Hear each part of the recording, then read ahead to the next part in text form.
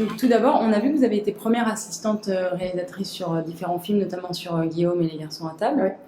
Et on se demandait quelles avaient été vos motivations pour sauter, faire le grand saut et devenir réalisatrice de votre premier long métrage. Ça me paraissait très difficile de réussir à réaliser un premier film. Je voyais même pas par quel biais m'y prendre. Et puis un jour, je parlais avec une de mes amies productrices de pub qui fait pas du cinéma.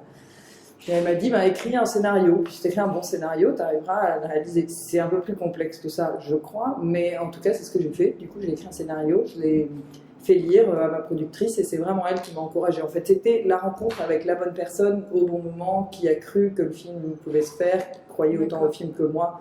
Voilà. Quelles ont été les inspirations pour écrire ce scénario? Alors, il y a beaucoup Breakfast at Tiffany's pour le personnage de la fille. Alors, c'est de Eva. Il est modernisé, évidemment, parce qu'on n'est plus dans les années 60, malheureusement, je trouve un peu, mais même 50. Mais de Gloria, de Cassavetes, ou même d'un film qui s'appelle Harold et Maude à l'HB, qui est la rencontre de deux personnages comme ça qui n'ont aucune raison d'être ensemble et puis qui finalement développent une amitié parce qu'ils se trouvent. Et pourquoi avoir choisi Clotilde Hesse justement pour un premier rôle? Par affinité, c'était une évidence pour vous? Je l'ai toujours adorée comme actrice. Dans le film de Christophe Honoré, Les chansons d'amour, elle est beaucoup plus légère que dans d'autres films, donc c'est pour ça que j'ai perçu qu'elle avait cette légèreté, cette proportion à pouvoir faire un peu de la comédie. Et surtout, je savais que le personnage d'Eva est très gâté. Alors tout ça, ça s'inscrit dans le conte, enfin voilà, mais voilà, c'est pas forcément facile d'avoir de l'empathie pour un personnage qui est gâté, qui se plaint. Elle a un super mec, elle sort avec Kezia Jones, c'est pire. Elle a un père qui a beaucoup d'argent. Enfin, elle s'en sort pas mal. Et bon, tout ça un peu névrosé, mais donc il fallait vraiment une actrice qui ne minaude pas et qui apporte une simplicité au personnage qu'elle allait pouvoir créer l'empathie. Et c'était un choix de votre part qu'elle ait les cheveux courts? Elle avait les cheveux courts à ce moment-là. C'était un choix de notre part de ne pas mettre de perruque en tout cas. J'ai beaucoup aimé dans le film en fait quand Eva utilise ses paires de lunettes, elle a carrément un tiroir. Et comment vous est venue cette idée? Je me souviens adolescente, parce que ça raconte sur moi, mais enfin je trouve que dès qu'on dit qu'on était adolescent, on peut tout excuser. J'aimais bien mettre des lunettes de soleil à l'intérieur chez moi, ça me donnait comme ça une perception des choses. Je crois que ça vient un peu de cette idée-là de pouvoir tordre un peu la réalité en voyant autrement. Est-ce que vous nous parlez un peu du titre, L'échappée belle?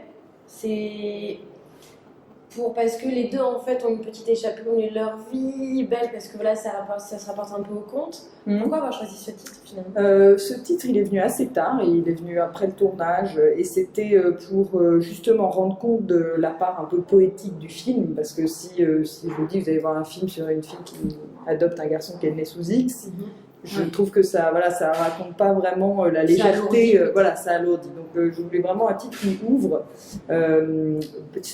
C'est une jolie expression, je trouve qu'il me plaît. Et oui, il y a le fait qu'ils s'échappent. En fait, il y a le fait qu'ils s'échappent eux de leur quotidien, et puis là, j'espère moi une sorte de promesse pour nous échapper un peu quand on regarde le film aussi. Je vais maintenant un peu m'éloigner de votre film à proprement parler. Et on voudrait savoir, Avignon est quand même une petite ville assez loin des projecteurs parisiens et de peut-être tous les journalistes. Et on se demandait ce que vous apportait en tant que réalisatrice votre présence aux rencontres du Sud aujourd'hui, et en quoi ça jouait peut-être un rôle important dans votre promotion par rapport à votre film. Alors le film il sort le 17 juin, je suis vraiment au tout début de la promotion. Là c'est peut-être la 3e fois qu'on monte le film, donc comme c'est mon premier film et que comme assistante je faisais pas du tout ça, je découvre tout ça à tâtons aussi. C'est toujours super de montrer le film de toute façon, d'avoir des retours qui soient positifs, négatifs, enthousiastes, curieux. Il y a quelque chose de très excitant. C'est aussi un peu la finalité de faire le film, c'est pas pour le garder chez soi et se le passer en boucle en DVD, c'est aussi pour le diffuser. Les rencontres, c'est vrai que le programmateur a dit on aimerait bien mettre le film. C'était chouette pour moi de me dire qu'il y a déjà quelqu'un qui aime, qui a envie de le montrer, enfin tout ça est voilà, très agréable à entendre. Avignon, enfin si c'est une petite ville, mais moi pour le coup de toutes les villes de province, Avignon je connais bien, avec c'est quand même une ville qui est culturellement très curieuse et puis qui a une culture de la culture.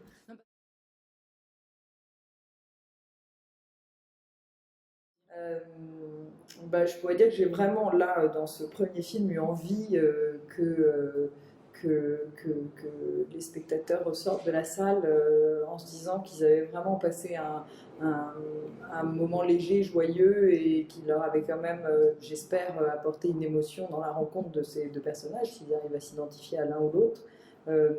Que voilà, que j'ai essayé de faire un film en même temps joyeux, poétique, émouvant et léger. Merci beaucoup. Merci. Merci pour Не бойтесь свежего воздуха. Прошу вас расстегнуть воротничок и ослабить пояс.